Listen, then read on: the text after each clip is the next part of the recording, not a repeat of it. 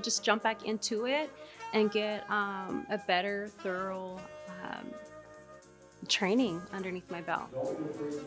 Half the day we'll, do like paperwork. We follow up on the electrical, HVAC systems, plumbing, and then like the other half of the day, we're in the House of Horrors, inspecting, doing like fake inspections, looking over systems that may be correct or may not be correct.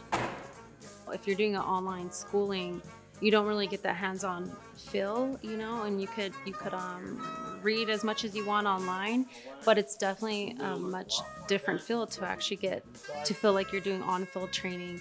Today we did main panels, and we were looking at main panels and seeing what were wrong, and that's something that we're going to have to do as home inspectors, looking at main panels. So it was nice to be able to experience a hands-on feel.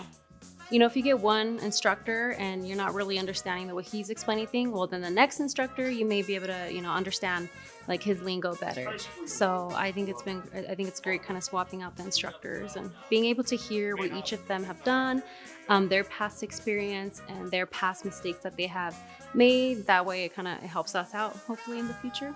It's amazing. It definitely met my expectations and more, just with everything that they have to offer.